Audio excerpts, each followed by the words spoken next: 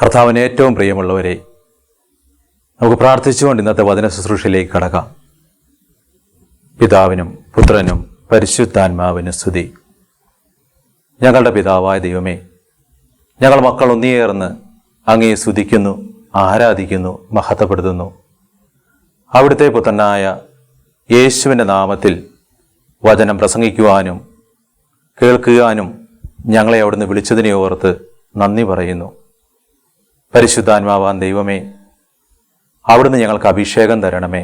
കേൾക്കുന്ന വചനം ഞങ്ങളുടെ ജീവിതത്തിൽ മാറ്റം തരുവാൻ തക്കവിധം അവിടുന്ന് ഞങ്ങളെ സഹായിക്കണമേ. ഞങ്ങളുടെ അമ്മയായ മറിയമേ, വിശുദ്ധ ഔസേപ്പിതാവേ, സകല വിശുദ്ധരെ മാലാഹമാരെ, നിങ്ങൾ ഞങ്ങൾക്ക് വേണ്ടി പ്രാർത്ഥിക്കണമേ. പിതാവിനും പുത്രനും പരിശുദ്ധാത്മാവിനും സ്തുതി. ഈശോ മിശിഹായ്ക്ക് സ്തുതിയായിരിക്കട്ടെ. ഇന്ന് ദൈവത്തിൻ്റെ ആത്മാവ് പറഞ്ഞു തരുന്നത് വിടുതൽ നൽകുന്ന സ്തുതിയെ പറ്റിയാണ്. തിരുവചനത്തിലൂടെ കടന്നു പോകുമ്പോൾ സ്തുതി എന്താണ്, എന്തിന് നാം ദൈവത്തെ സ്തുതിക്കണം, സ്തുതിച്ചു കഴിഞ്ഞാൽ നമുക്ക് എന്ത് നേട്ടമുണ്ട്, ഇതാണ് ഇവിടെ വിചിന്തനം ചെയ്യുന്നത്. തിരുവചനത്തിലൂടെ നമുക്ക് കടന്നു പോകാം. ഹെബ്രായ ലേഖനം 13-ാം അധ്യായം 15-ാമത്തെ തിരുവചനം ഇപ്രകാരം എഴുതപ്പെട്ടിരിക്കുന്നു: അവനിലൂടെ നമുക്ക് ദൈവത്തിന് സ്തുതിയുടെ ബലി, അവൻ്റെ നാമത്തെ ഏറ്റുപറയുന്ന അധരഫലങ്ങൾ അർപ്പിക്കാം. ഈ വചനം നമ്മളെ പഠിപ്പിക്കുകയാണ് സ്തുതി ഒരു ബലിയാണെന്ന്. ബലി എന്ന് പറഞ്ഞാൽ അത് സമർപ്പണമാണ്. കാഴ്ചവസ്തുവായിക്കോട്ടെ, നമ്മളെ തന്നെ സമർപ്പിക്കുന്നതായിക്കോട്ടെ. ഒരു കാറ് വെഞ്ചരിക്കുമ്പോൾ അത് ബലിയാണ്. ഒരു വീട് വെഞ്ചരിക്കുമ്പോൾ ഒരു ബലിയാണ്. കാരണം ആ കാറും വീടുമെല്ലാം ദൈവത്തിന് സമർപ്പിക്കുകയാണ് ചെയ്യുന്നത്. ഇതുപോലെ ഞാനും നിങ്ങളും എന്നെയും നിങ്ങളെയും സൃഷ്ടിച്ച ദൈവത്തിന് ദൈവം തന്ന ശബ്ദം കൊണ്ട്, ദൈവം തന്ന നാവ് കൊണ്ട് ദൈവമേ സ്തുതി, യേശുവേ സ്തുതി, പരിശുദ്ധാത്മാവേ സ്തുതി എന്ന് ഏറ്റുപറയുന്നത് ഒരു ബലിയാണെന്ന്. അപ്പോൾ ഇതിൻ്റെ ഒരു മഹത്വം തിരിച്ചറിഞ്ഞുകൊണ്ട് നമ്മൾ എല്ലാ കാര്യങ്ങളെ ഓർത്ത്, ദൈവം നമ്മളെ സൃഷ്ടിച്ചതിനെ ഓർത്ത്, ദൈവം നമ്മളെ രക്ഷിച്ചതിനെ ഓർത്ത്, ദൈവം നമ്മളെ വഴി നടത്തുന്ന വിധങ്ങളെ ഓർത്ത് നമ്മൾ ദൈവത്തെ സ്തുതിക്കണം. ശബ്ദമുയർത്തി ദൈവമേ സ്തുതി, ദൈവമേ നന്ദി, ദൈവമേ ആരാധന എന്ന് നാം അധരം കൊണ്ടുള്ള ബലി അർപ്പിക്കണമെന്ന് ദൈവത്തിൻ്റെ വചനം നമ്മളെ പഠിപ്പിക്കുന്നു. ഇനി സ്തുതിക്കേണ്ടത് എങ്ങനെയാണെന്ന് ദൈവം നമ്മളെ പഠിപ്പിക്കുന്നുണ്ട്. പലപ്പോഴും നമുക്ക് വേണ്ട വിധത്തിൽ എങ്ങനെയാണ് ദൈവത്തെ സ്തുതിക്കേണ്ടതെന്ന് അറിഞ്ഞുകൂടാ. പലപ്പോഴും നമ്മൾ വിചാരിക്കും ഇത് പ്രാർത്ഥനയിൽ നിൽക്കുന്നവർക്ക്, അല്ലെങ്കിൽ ആത്മീയമായി വളർന്നവർക്ക്, അല്ലെങ്കിൽ ആത്മീയ പ്രസ്ഥാനം നയിക്കുന്ന ആത്മീയ പിതാക്കന്മാർക്ക് മാത്രമാണ് സ്തുതിക്കാനുള്ള ഒരു അർഹതയുള്ളത്, അല്ലെങ്കിൽ അത് അവരുടെ മാത്രം ജോലിയാണ് എന്ന് പലപ്പോഴും നമ്മൾ തെറ്റിദ്ധരിപ്പിക്കപ്പെടുന്നു. എന്നാൽ ദൈവത്തിൻ്റെ വചനം നമ്മളെ പഠിപ്പിക്കുകയാണ്. സങ്കീർത്തനം 148-ന്റെ 11, 12, 13 തിരുവചനങ്ങളിലൂടെ. ആ വചനം ഞാൻ നിങ്ങൾക്ക് വേണ്ടി ഒന്ന് വായിക്കാമൊന്ന് ശ്രദ്ധിച്ച് കേൾക്കുക. ഭൂമിയിലെ രാജാക്കന്മാരും ജനതകളും പ്രഭുക്കന്മാരും ഭരണാധികാരികളും യുവാക്കളും കന്യകമാരും വൃദ്ധരും ശിശുക്കളും കർത്താവിൻ്റെ നാമത്തെ സ്തുതിക്കട്ടെ. അവിടുത്തെ നാമം മാത്രമാണ് സമുന്നതം. അവിടുത്തെ മഹത്വം ഭൂമിയെയും ആകാശത്തെയും കാൾ ഉന്നതമാണ്. ഈ വചനത്തിൽ വ്യക്തമായിട്ട് നമ്മളെ പഠിപ്പിക്കുകയാണ് സകല മനുഷ്യരും ദൈവത്തെ സ്തുതിക്കണമെന്ന്. പ്രായമുള്ളവരായിക്കോട്ടെ, ചെറുപ്പക്കാരായിക്കോട്ടെ, കുട്ടികളായിക്കോട്ടെ, കുഞ്ഞുങ്ങളായിക്കോട്ടെ, ജീവിതത്തിൽ ഏത് വേല എടുക്കുന്ന വ്യക്തിയായിക്കോട്ടെ, രാജാവായിക്കോട്ടെ, രാജ്യത്തിൻ്റെ പ്രസിഡന്റ് ആയിക്കോട്ടെ, പ്രധാനമന്ത്രി ആയിക്കോട്ടെ, മുഖ്യമന്ത്രി ആയിക്കോട്ടെ, ഏത് ഉന്നതമായ ബിസിനസ് നടത്തുന്ന ആളായിക്കോട്ടെ, എത്ര ഉന്നതമായ സ്ഥാനം വഹിക്കുന്ന വ്യക്തിയായിക്കോട്ടെ, ആ വ്യക്തി തന്നെ ഉയർത്തിയ, തന്നെ വഴി നടത്തുന്ന ദൈവത്തെ തൻ്റെ ശബ്ദമുയർത്തി നാവുകൊണ്ട് സ്തുതിക്കണമെന്ന് ദൈവവചനം ആവശ്യപ്പെടുന്നു. ഇത് നമ്മൾ ചെയ്തില്ലെങ്കിൽ പാപമാണ് നമ്മൾ ചെയ്യുന്നത്. കാരണം പാപം എന്ന് പറഞ്ഞാൽ ദൈവത്തിൻ്റെ വചനത്തോടുള്ള അനുസരണക്കേടാണ്. ദൈവം സ്തുതിക്കാൻ പറയുമ്പോൾ നമ്മൾ സ്തുതിക്കാതിരിക്കുക, കരമുയർത്തി ദൈവത്തെ സ്തുതിക്കാൻ പറയുമ്പോൾ കരമുയർത്താതിരിക്കുക, കൈയും കെട്ടിയിരിക്കുക, അല്ലെങ്കിൽ കരമടിച്ചുകൊണ്ട് ദൈവത്തെ സ്തുതിക്കാൻ പറയുമ്പോൾ നമ്മൾ അങ്ങനെ ചെയ്യാതിരിക്കുക എന്ന് പറയുന്നത് അത് പാപമാണ്. പാപമെല്ലാം തന്നെ കുമ്പസാരിക്കേണ്ടതാണ്. അപ്പോൾ നമുക്ക് സ്തുതിക്കാൻ പറ്റുന്നില്ലെങ്കിൽ, സ്തുതിക്കുന്നത് ഇഷ്ടമില്ലെങ്കിൽ നമ്മൾ തിരിച്ചറിയണം, ദൈവത്തെ സ്തുതിക്കുന്നതിനാണ് നമുക്ക് മടിപ്പുള്ളത് അല്ലെങ്കിൽ മടിയുള്ളത്. ഇതൊരു ബന്ധനാവസ്ഥയാണ്. എൻ്റെ ഉള്ളിൽ ദൈവമുണ്ടെങ്കിൽ ആ ദൈവത്തിന് ഞാൻ സ്തുതി പറയാതെ മനുഷ്യന് സ്തുതി പറയുക, മനുഷ്യന് കൈയടിച്ച് അംഗീകാരം കൊടുക്കുക, അത് വലിയൊരു പാപകരമായ അവസ്ഥയാണ്. ഇതിൽ നിന്ന് വിടുതൽ തരണമെന്ന് നമ്മൾ ദൈവത്തോട് നമ്മൾ ആത്മാർത്ഥമായിട്ട് പ്രാർത്ഥിക്കണം. കുമ്പസാരത്തിൽ ഏറ്റുപറഞ്ഞ് നമ്മൾ പ്രാർത്ഥിക്കണം, കർത്താവേ, എനിക്ക് നിന്നെ സ്തുതിക്കാൻ പറ്റുന്നില്ല, എനിക്ക് കൈയടിച്ച് നിനക്ക് പാട്ടുപാടാൻ പറ്റുന്നില്ല, ഹല്ലേലൂയ പറയാൻ പറ്റുന്നില്ല, നീ ഈ പാപത്തിൽ നിന്നും എന്നെ മോചിപ്പിക്കണമേ എന്ന് നമ്മൾ ആത്മാർത്ഥമായിട്ട് അനുതാപത്തോടെ പ്രാർത്ഥിക്കുമ്പോൾ കർത്താവിനെ സ്തുതിക്കാനുള്ള കൃപ നമുക്ക് തരും. ഇനി കർത്താവിനെ എങ്ങനെയാണ് സ്തുതിക്കേണ്ടതെന്ന് തിരുവചനം പഠിപ്പിക്കുന്നത് ഞാൻ നിങ്ങളൊന്ന് വായിച്ചു കേൾപ്പിക്കാം. സങ്കീർത്തനം 150 നമുക്കൊന്ന് പോകാം. അവിടെ വചനം 1 മുതൽ 6 വരെ ഇപ്രകാരമാണ് എഴുതപ്പെട്ടിരിക്കുന്നത്.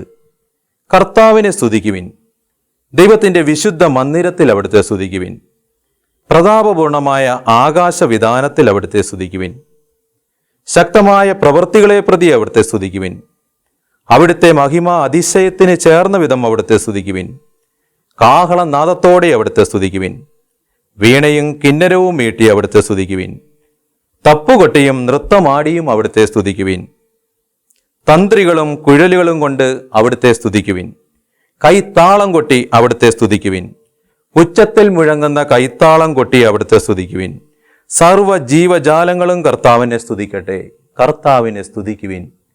ഈ വചനം വ്യക്തമായിട്ട് പഠിപ്പിക്കുകയാണ്, ദൈവത്തിൻ്റെ ആലയത്തിൽ ദൈവജനം ദൈവത്തെ സ്തുതിക്കണം. ദേവാലയത്തിലെല്ലാം ദൈവസ്തുതികൾ ഉയരണം.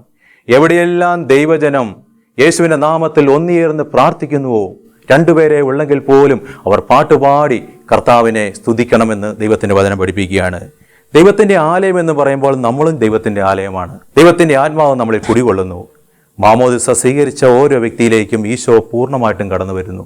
സ്ഥലലേവനം സ്വീകരിക്കുന്ന വ്യക്തി, കുമ്പസാരിക്കുന്ന വ്യക്തി, അപ്പത്തിലുള്ള പരിശുദ്ധ പരമ ദിവ്യകാരുണ്യമായ യേശുവിനെ സ്വീകരിക്കുന്ന വ്യക്തി, വചനം വായിക്കുന്ന വ്യക്തി, സ്തുതിച്ച് പ്രാർത്ഥിക്കുമ്പോൾ ആ അഭിഷേകത്തിൽ പരിശുദ്ധാത്മാവ് കടന്നു വരുമ്പോൾ ആ വ്യക്തി ദൈവത്തിൻ്റെ ആലയമായി മാറ്റപ്പെടുന്നു. ഇങ്ങനെ കൂദാശ അനുസരിച്ച് ജീവിക്കുന്ന ഓരോ വ്യക്തിയുടെ ഉള്ളിലും ദൈവമുണ്ട്. അപ്പോൾ ജീവിക്കുന്ന ദൈവത്തിൻ്റെ ആലയമായ ഞാനും നിങ്ങളും എൻ്റെയും നിങ്ങളുടെയും ഉള്ളിലുള്ള ദൈവത്തെ സ്തുതിക്കണം. കണ്ണടച്ച് ഹൃദയത്തിൽ കർത്താവിനെ ഒന്ന് കണ്ടുകൊണ്ട്, കർത്താവെ സ്തുതി, കർത്താവെ നന്ദി, കർത്താവെ ആരാധന, നീ എന്നെ സൃഷ്ടിച്ചു, രക്ഷിച്ചു, പരിപാലിച്ചു, എനിക്ക് വിദ്യാഭ്യാസം തന്നു, ആഹാരവും വസ്ത്രവും പാർപ്പിടം തന്നു, വഴി നടത്തുന്നു, ജോലി തന്നു, ജീവിത പങ്കാളിയെ തന്നു, കുഞ്ഞുങ്ങളെ തന്നു, ജീവിതത്തിൽ നീ സമ്പത്തും മറ്റു ഉയർച്ചകളും തരുന്നു, ഓരോ ദിവസം ആയുസ് നീട്ടിത്തരുന്നു. ഇതെല്ലാം പറഞ്ഞ് നമ്മൾ ദൈവത്തെ സ്തുതിക്കണം. അപ്പോൾ ദൈവത്തിന് ഒത്തിരി സന്തോഷമാകും. അതിലൂടെ ദൈവത്തിൻ്റെ കൃപ, അഭിഷേകം നമ്മുടെ മേൽ കൂടുതൽ ചൊരിയപ്പെടുന്നു. ഇനി സ്തുതിക്കാത്ത ഒരു വ്യക്തിയുടെ അവസ്ഥ എന്താണെന്നും വചനം പഠിപ്പിക്കുന്നുണ്ട്. അത് നമ്മൾ പഠിച്ചിരിക്കണം. ഞാനിപ്പോൾ സ്തുതിക്കുന്നില്ല എന്ന് കരുതുക, എൻ്റെ അവസ്ഥയെ നോക്കി തിരുവചനം എന്താണ് പറയുന്നത്? സങ്കീർത്തനം 115 തിരുവചനം ഇപ്രകാരമാണ് പറയുന്നത്: മരിച്ചവരും നിശബ്ദതയിൽ ആണ്ടുപോയവരും ദൈവത്തെ സ്തുതിക്കുന്നില്ല. ശ്രദ്ധിച്ച് കേൾക്കണം. മരിച്ചവരും നിശബ്ദതയിൽ ആണ്ടുപോയവരും ദൈവത്തെ സ്തുതിക്കുന്നില്ല. ഈ മരണം എന്ന് പറഞ്ഞാൽ ബൈബിൾ പഠിപ്പിക്കുന്ന 2 തരത്തിലുള്ള മരണത്തെ പറ്റിയാണ്. ഒന്ന് യഥാർത്ഥ മരണം, ഒരു വ്യക്തിയുടെ ജീവൻ നഷ്ടപ്പെട്ട് ഡെഡ് ബോഡി ആയിരിക്കുന്ന അവസ്ഥ. മറ്റൊരവസ്ഥ എന്ന് പറയുന്നത് പാപത്തിൽ കിടക്കുന്ന ഒരു വ്യക്തിയുടെ അവസ്ഥ എന്ന് പറഞ്ഞാൽ മൃതദേഹത്തിന് തുല്യമാണ്. ദൈവവുമായിട്ട് വ്യക്തിപരമായ ബന്ധമില്ലാതെ, ദൈവാത്മാവിൻ്റെ അഭിഷേകമില്ലാതെ പിശാചുമായി ബന്ധപ്പെട്ടുകൊണ്ട് പാപത്തിൽ കിടക്കുന്ന ഒരവസ്ഥ. ആ വ്യക്തിക്ക് ഒരിക്കലും ദൈവത്തെ സ്തുതിക്കാൻ പറ്റുന്നില്ല. ആ വ്യക്തി ദൈവസ്തുതി കേൾക്കുമ്പോൾ ദേഷ്യം തോന്നും, ഇറങ്ങിപ്പോകാൻ തോന്നും. ഇതെന്തേ കാണിക്കുന്നത്? എന്തിനീ ഒച്ചപ്പാടും ബഹളം? ദൈവത്തിന് ചെവി കോട്ടുകൂടെ? ദൈവത്തിന് കണ്ണില്ലേ, കാതില്ലേ? പതുക്കെ പറഞ്ഞാലും കേട്ടുകൂടെ? മറുതലിക്കുന്ന ഒരു ദുരാത്മാവിൻ്റെ പ്രവൃത്തി എപ്പോഴും പാപത്തിൽ കിടക്കുന്ന ഒരു വ്യക്തിയുടെ ജീവിതത്തിൽ ഉണ്ടാകുന്നു. അതുകൊണ്ടാണ് വചനം പറയുന്നത് പാപിക്ക് സ്തോത്രഗീതം ഇണങ്ങുന്നില്ല എന്ന് പറയുന്നത്. പാപത്തിൽ കിടന്നുകൊണ്ട് മനുഷ്യനെ കാണിക്കുവാനായിട്ട് ശുശ്രൂഷ നയിക്കുന്ന ആരെങ്കിലും പറഞ്ഞിട്ട് കൈയടിച്ചിട്ടോ ഹല്ലേലൂയ എന്നോ പ്രൈസ് ദി ലോർഡ് എന്നോ വെറുതെ പറഞ്ഞിട്ടൊരു കാര്യമില്ല. അത് വെറും വാക്കുകൾ കൊണ്ടുള്ള അഭ്യാസം മാത്രമായി തീരുന്നു. ദൈവത്തിന് പ്രീതികരമായിട്ടുള്ള ഒരു ബലിയായിട്ട് സ്തുതി അർപ്പിക്കണമെന്നുണ്ടെങ്കിൽ അനുതാപത്തോടെ, ഞാനൊരു പാപിയാണ്, എനിക്ക് തെറ്റും കുറ്റവും കുറവുകളുമുണ്ട്, കർത്താവെ നീനോട് കരുണ കാണിക്കണമെന്ന് അനുതാപത്തോടെ വന്നു നിൽക്കുന്ന ഒരു വ്യക്തി, അവൻ്റെ പ്രാർത്ഥനകളും സ്തുതിപ്പുകളും ഒരു ബലിയായി ദൈവം സ്വീകരിക്കുന്നു. കായൻ്റെ മനസ്സുമായി വെറുപ്പോടെ സ്വന്തം സഹോദരനെ സ്നേഹിക്കാതെ വന്ന് എന്തെല്ലാം ബലിയും കാഴ്ചയും അർപ്പിച്ചിട്ട് വല്ല കാര്യമുണ്ടോ? ആബേലിനെ പോലെ നല്ല മനസ്സോടെ ദൈവത്തിൻ്റെ സന്നിധിയിൽ താഴ്മയോടെ വന്നിരുന്ന് എല്ലാം മറന്ന് ഉള്ളിൽ വസിക്കുന്ന തമ്പുരാനെ കണ്ടുകൊണ്ട്, കർത്താവേ, ഞാനൊരു പാപിയാണ്, ബലഹീനനാണ്, എങ്കിലും ഞാൻ പാപിയാണെന്ന് പറഞ്ഞ് മാറി നിൽക്കാൻ തയ്യാറല്ല. ഞാൻ നിന്റെ മകനാണ്, മകളാണ്, എനിക്ക് നിന്റെ സ്നേഹം കിട്ടണം, കരുണ കിട്ടണം, ദയ കിട്ടണം. അപ്പനെ തിരിച്ചറിഞ്ഞുകൊണ്ട് അപ്പൻ്റെ സ്നേഹത്തിലേക്ക് മടങ്ങി വന്നുകൊണ്ട് നമ്മൾ ദൈവത്തെ സ്തുതിക്കണം, ആരാധിക്കണം. രണ്ടാമത്തെ മരണത്തിൻ്റെ ഒരു വ്യാഖ്യാനം ഞാൻ നിങ്ങളുടെ മുന്നിൽ പറഞ്ഞു തരാം. വിശുദ്ധ ലൂക്കായുടെ സുവിശേഷം 15-ാം അധ്യായത്തിൽ നമ്മൾ ധൂർത്തപുത്രൻ്റെ കഥ വായിക്കുന്നുണ്ട്. ഈശോ പഠിപ്പിച്ച ഒരു ഉപമയാണ്. അപ്പൻ്റെ കൂടെ അപ്പൻ്റെ ഭവനത്തിൽ സ്നേഹത്തിൽ ജീവിച്ച മകൻ അവൻ്റെ വീതം വാങ്ങിച്ചു കൊണ്ടുപോകുന്നു. അവൻ്റെ ഇഷ്ടത്തിന്, അവൻ്റെ സന്തോഷത്തിന് അവൻ ജീവിതം നയിക്കുന്നു. എന്നാൽ കാശ് തീരുമ്പോൾ, ജീവിതത്തിൽ ബുദ്ധിമുട്ടും കഷ്ടപ്പാടും കടന്നു വരുമ്പോൾ, ഒരു നേരത്തെ ഭക്ഷണത്തിന് പോലും വകയില്ലാതാകുമ്പോൾ അവന് തൻ്റെ വീട്ടിലെ സുഭിക്ഷതയെപ്പറ്റി, സ്നേഹത്തെപ്പറ്റി ഓർമ്മ വന്നപ്പോൾ അവൻ തൻ്റെ വീട്ടിലേക്ക് മടങ്ങി വരുന്നു. തൻ്റെ പിതാവിൻ്റെ അടുത്തേക്ക് അവൻ തിരിച്ചു വരുന്നു. പിതാവിൻ്റെ അടുത്തേക്ക് വരുന്ന ഈ മകനെ കാണുന്ന സന്തോഷത്തിൽ പിതാവ് ഓടിച്ചെന്നവനെ കെട്ടിപ്പിടിക്കുന്നു. പിതാവ് തൻ്റെ ഭൃത്യന്മാരോട് പറയുന്നുണ്ട്, എൻ്റെ ഈ മകൻ മൃതനായിരുന്നു, അവനിപ്പോൾ ജീവൻ കിട്ടി തിരിച്ചു വന്നിരിക്കുന്നു. വിരുന്നൊരുക്കാൻ പറയുന്നു. വിരുന്നൊരുക്കുമ്പോൾ പിതാവിൻ്റെ മൂത്ത മകൻ, പുറത്തായിരുന്ന മകൻ തിരിച്ചു വരുമ്പോൾ വീട്ടിലെ പാട്ടും ആഘോഷവും ഒക്കെ കേട്ടുകൊണ്ടാണ് വരുന്നത്. എന്താണ് അവിടെ നടക്കുന്നതെന്ന് ചോദിച്ചപ്പോൾ മറ്റുള്ളവർ പറഞ്ഞു കൊടുത്തു, നിന്റെ സഹോദരൻ മടങ്ങി വന്നിരിക്കുന്നു. മടങ്ങി വന്ന സഹോദരൻ അനുതാപത്തോടെ വീട്ടിലേക്ക് തിരിച്ചു വന്ന ആ സഹോദരനെ അംഗീകരിക്കാനോ സ്നേഹിക്കാനോ പറ്റാത്ത അവൻ്റെ കൂടപ്പിറപ്പ് വീട്ടിൽ കയറാതെ നിൽക്കുമ്പോൾ പിതാവ് അവൻ്റെ അടുത്തേക്ക് വന്നിട്ട് പറയുന്നുണ്ട്, മോനെ, നിന്റെ ഈ സഹോദരൻ മരിച്ചവനായിരുന്നു, എന്നാൽ അവനിപ്പോൾ ജീവിച്ചിരിക്കുന്നു. ഇവിടെ നോക്കുക, ധൂർത്തപുത്രൻ മൃതദേഹമായിട്ടല്ല ഇരിക്കുന്നത്. അവൻ മരിച്ചു പോയിട്ടില്ല. എങ്കിൽ പോലും അവനെ നോക്കി പിതാവ് പറയുകയാണ്, ഇവൻ മരിച്ചവനായിരുന്നു, എന്നാൽ ഇപ്പോൾ അവൻ ജീവിച്ചിരിക്കുന്നു. ഇതാണ് ഒരു പാപി മാനസാന്തരപ്പെട്ടു വരുമ്പോൾ അവൻ ജീവൻ പ്രാപിക്കുന്നു എന്ന് ബൈബിൾ പഠിപ്പിക്കുന്നത്. അപ്പോൾ ഇങ്ങനെ തിരിച്ചു വരുന്നവരാണ് ദൈവത്തെ സ്തുതിക്കേണ്ടത്, ദൈവത്തെ ആരാധിക്കേണ്ടത്. ദൈവത്തിൻ്റെ മകനെ, മകളെ, നിങ്ങൾ ഇന്ന് ഏത് പാപത്തിൻ്റെ ബന്ധനാവസ്ഥയിലായിക്കോട്ടെ, പേടിക്കേണ്ട ഒരു കാര്യമില്ല. മദ്യപാനമായിക്കോട്ടെ, പുകവലി ആയിക്കോട്ടെ, മറ്റ് വ്യഭിചാരമായിക്കോട്ടെ, കുറ്റം പറയുന്നോ, കുറ്റം വിധിക്കുന്നോ, അല്ലെങ്കിൽ ഏതെങ്കിലും തരത്തിൽ മയക്കുമരുന്നിന് അടിമയായിക്കോട്ടെ, അല്ലെ മറ്റുള്ളവരുമായിട്ട് വെറുപ്പിലോ വിദ്വേഷത്തിലായിരിക്കുന്ന ഒരു വ്യക്തിയായിക്കോട്ടെ, കുടുംബജീവിതത്തിൽ ഭാര്യയുമായിട്ടോ ഭർത്താവുമായിട്ടോ അഭിപ്രായ വ്യത്യാസത്തിൽ കഴിയുന്ന വ്യക്തിയായിക്കോട്ടെ, വിഷമിക്കേണ്ട. നിങ്ങൾ തിരിച്ചറിയണം, അനുതപിക്കുന്ന പാപിയെ തേടിയാണ് നമ്മുടെ കർത്താവായ യേശു കടന്നു വന്നിരിക്കുന്നത്. ഏതൊരു പാപിക്കും രക്ഷയുണ്ട് ദൈവത്തിൻ്റെ സന്നിധിയിൽ, എത്ര കൊടിയ പാപം ചെയ്ത വ്യക്തിയായിക്കോട്ടെ. ബൈബിൾ പഠിപ്പിക്കുന്നുണ്ട്, ദൈവത്തിൻ്റെ മാർഗത്തിൽ നടന്ന എല്ലാ വ്യക്തികളുടെയും ഒരു പൂർവ്വകാലം. അവരെല്ലാവരും തങ്ങളുടെ പാപങ്ങൾ ഏറ്റുപറഞ്ഞു ഉപേക്ഷിച്ചുകൊണ്ട് കർത്താവിൻ്റെ സന്നിധിയിലേക്ക് കടന്നു വന്നു. അവരെല്ലാം ജീവൻ പ്രാപിച്ചു, ദൈവമക്കളായി. അവരെല്ലാം ദൈവത്തെ സ്തുതിച്ചും ആരാധിച്ചും തങ്ങളുടെ ജീവിതം കഴിച്ചുകൂട്ടി. ഉൽപ്പത്തി മുതൽ വെളിപാട് വരെയുള്ള വചനം പരിശോധിക്കുമ്പോൾ മോസസ് മുതൽ എത്ര പേരാണ് കീർത്തനങ്ങൾ പാടി ദൈവത്തെ സ്തുതിച്ചിരിക്കുന്നത്. ഒരു പാപവും ഇല്ലായിരുന്ന പരിശുദ്ധ കന്യാമറിയത്തിൻ്റെ കീർത്തനം നമ്മുടെ ലൂക്കായുടെ സുവിശേഷത്തിൽ 1-ാം അധ്യായം 46 മുതൽ 54 വരെയുള്ള തിരുവചനങ്ങൾ നാം കാണുന്നുണ്ട്. തൻ്റെ ഉള്ളിൽ വന്ന രക്ഷകനായ യേശുവിനെ, ദൈവത്തെ തിരിച്ചറിഞ്ഞുകൊണ്ട് ആ ദൈവത്തെ സ്തുതിക്കുന്ന, പാട്ടുപാടി ആരാധിക്കുന്ന പരിശുദ്ധ കന്യാമറിയം എന്നെ നിങ്ങളെയും പഠിപ്പിക്കുകയാണ്, എൻ്റെ മക്കളെ, നിങ്ങൾ ദൈവത്തെ സ്തുതിക്കുവിൻ, ദൈവത്തെ ആരാധിക്കുവിനെന്ന്. പലപ്പോഴും നമുക്ക് സന്തോഷമുണ്ടാകുമ്പോൾ, ജീവിതത്തിൽ അഭിവൃദ്ധി ഉണ്ടാകുമ്പോൾ, ഉയർച്ച ഉണ്ടാകുമ്പോൾ ദൈവത്തെ സ്തുതിക്കാൻ നമുക്ക് തോന്നും. എന്നാൽ ജീവിതത്തിൽ രോഗം വരുമ്പോൾ, ജീവിതത്തിൽ അപകടമുണ്ടാകുമ്പോൾ, കടബാധ്യത ഉണ്ടാകുമ്പോൾ, തകർച്ചയുണ്ടാകുമ്പോൾ, ജോലി നഷ്ടപ്പെടുമ്പോൾ, മക്കളെ നഷ്ടപ്പെടുമ്പോൾ, ജീവിത പങ്കാളിയെ നഷ്ടപ്പെടുമ്പോൾ, അപ്പനോ അമ്മയോ നമ്മളെ വിട്ട് പോകുമ്പോൾ ദൈവത്തെ സ്തുതിക്കാനോ ആരാധിക്കാനോ നമുക്ക് പറ്റുന്നുണ്ടോ? അവിടെ സാധിച്ചാൽ നമ്മുടെ വലിയ ആത്മീയ വിജയമാണ്. അത് അഭിഷേകമുള്ളവർക്ക് മാത്രം പറ്റുന്ന ഒരു കാര്യമാണ്. ഒരു ഉദാഹരണം ഞാൻ നിങ്ങൾക്ക് പറഞ്ഞു തരാം. അപ്പസ്തോല പ്രവർത്തനം 16-ാം അധ്യായം 25-ഉം 26-ഉം തിരുവചനത്തിലൂടെ കടന്നു പോകുമ്പോൾ അവിടെ ഒരു സംഭവം വിവരിക്കുകയാണ്. കൊടും പാപിയായിരുന്ന സാവൂള്, യേശുക്രിസ്തുവിൻ്റെ പുറകെ പോയവരെ പീഡിപ്പിച്ച വ്യക്തി. ദൈവവചനം അറിയാമായിരുന്നു, പഴയ നിയമം മുഴുവൻ പഠിച്ച ആളായിരുന്നു. മോസസിൻ്റെ സകല നിയമങ്ങളും അതുപോലെ തന്നെ ദൈവജനം അനുസരിക്കണമെന്ന് വാശി പിടിച്ച ആളായിരുന്നു. ഗമാലിയലിൻ്റെ ശിഷ്യനായിരുന്നു. എന്നാൽ കുറേ വ്യക്തികൾ യേശു പറയുന്ന ഒരാളുടെ പുറകെ പോകുന്നത് കണ്ടപ്പോൾ തൻ്റെ മതത്തോടുള്ള സ്നേഹത്തെ പ്രതി തീഷ്ണത കാരണം അവരെ എല്ലാം പീഡിപ്പിക്കാൻ ശ്രമിക്കുന്നു. സ്ത്രീകളെയും കുട്ടികളെയും വീട്ടിൽ നിന്നും വഴിയിലൂടെ വലിച്ചിഴയ്ക്കുന്ന ഒരു വ്യക്തി. ആ വ്യക്തിയെ സ്നേഹിക്കുന്ന സ്നേഹം തന്നെയായി യേശുക്രിസ്തു പീഡിപ്പിക്കാൻ പോകുന്ന വ്യക്തിയുടെ മുന്നിൽ കടന്നു വരുന്നു. ആ വ്യക്തിയുമായിട്ടുള്ള ഒരു വ്യക്തിപരമായ ടച്ചിങ്ങിലൂടെ ആ വ്യക്തിയുടെ ജീവിതത്തിൽ വലിയ മാറ്റം കൊടുക്കുന്നു. സാവുൾ പൗലോസായി മാറാൻ വളരെ കുറച്ച് ദിവസങ്ങൾ മാത്രമേ എടുക്കുന്നുള്ളൂ. ഏതാനും ദിവസങ്ങൾക്കുള്ളിൽ ആൾ പൂർണ്ണമായിട്ടും മാറുന്നു. ഇങ്ങനെ മാറ്റം വരുന്ന ഒരു പുതിയ സൃഷ്ടിയാകുന്ന വ്യക്തി, ആ വ്യക്തി യേശുക്രിസ്തുവിന് വേണ്ടി പിന്നെ നിലകൊള്ളുന്ന കാണുന്നത്. താൻ ഏത് മതത്തിനു വേണ്ടി ശക്തമായി നിലനിന്നുവോ അതിൽ നിന്നും മാറി യേശുക്രിസ്തുവിന് വേണ്ടി നിലകൊള്ളുന്നു. യേശുക്രിസ്തുവിന് വേണ്ടി സഹിക്കാനും പീഡകളിൽ പങ്കാളിയാകാനും വേണ്ടി അദ്ദേഹത്തിൻ്റെ പരിശ്രമങ്ങൾ മുഴുവൻ നമ്മൾ കാണുന്നുണ്ട് ബൈബിളിൽ.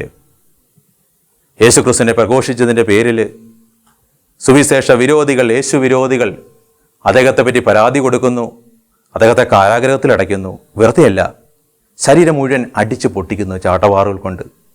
ദേഹത്ത് മുഴുവൻ തൊലി പോയി മാംസമൊക്കെ തെറിച്ച് രക്തമൊക്കെ ഒഴുകിയിരിക്കുമ്പോൾ അതുകൂടാതെ കൈയും കാലുമൊക്കെ ചങ്ങലയാൽ വെച്ച് കെട്ടി കാരാഗ്രഹത്തിൽ അടയ്ക്കുന്നു.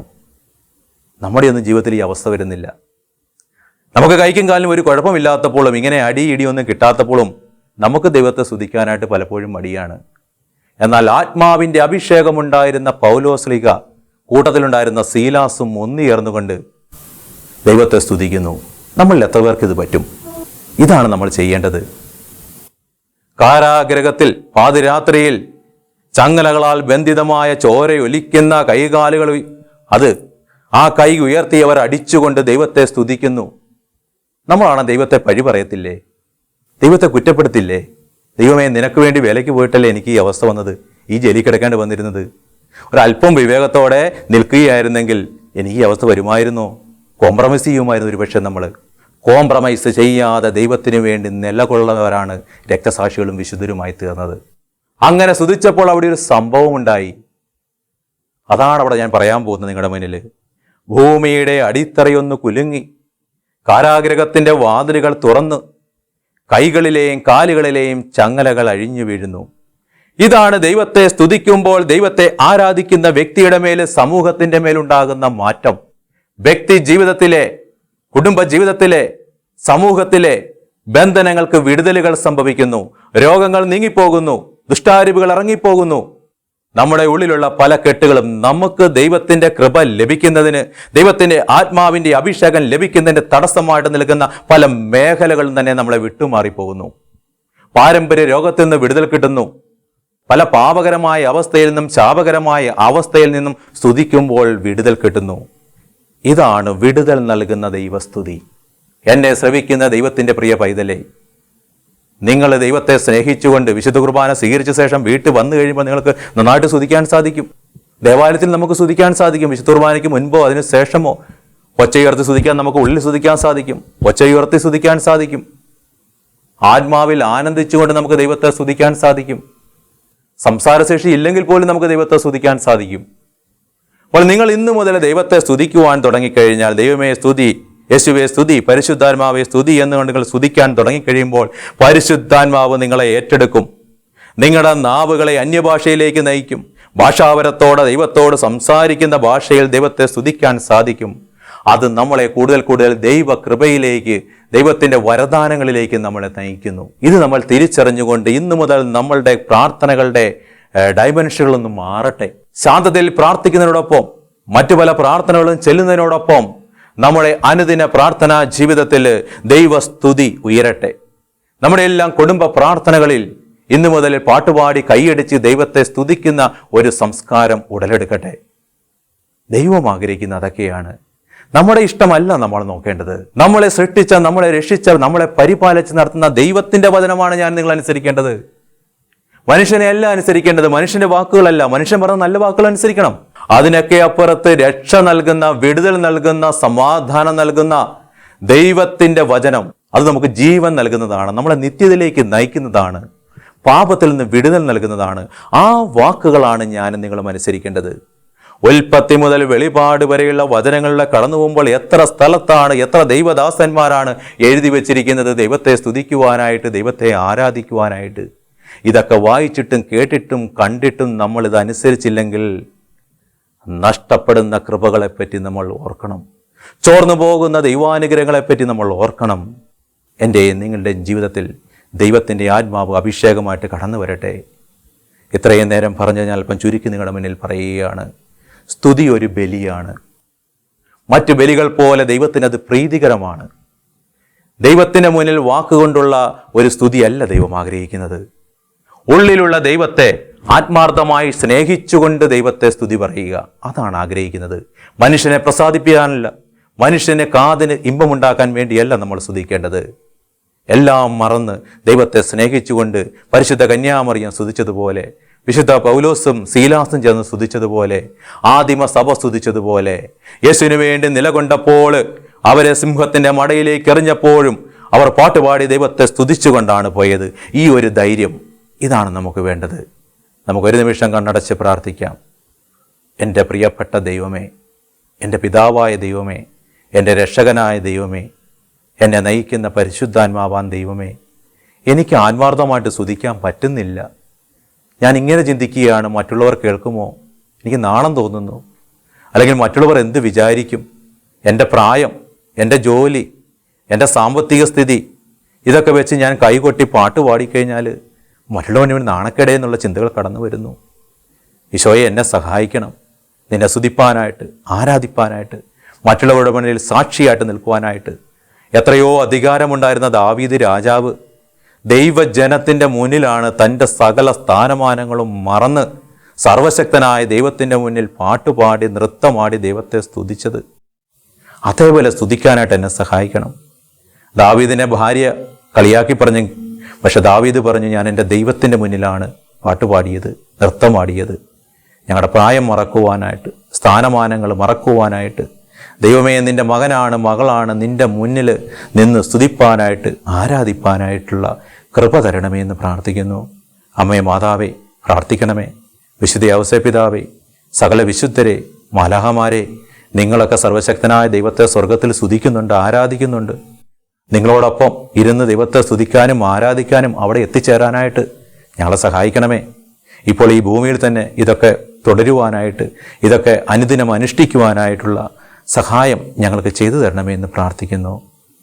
പിതാവിനും പുത്രനും പരിശുദ്ധാത്മാവിനും സ്തുതിയായിരിക്കട്ടെ.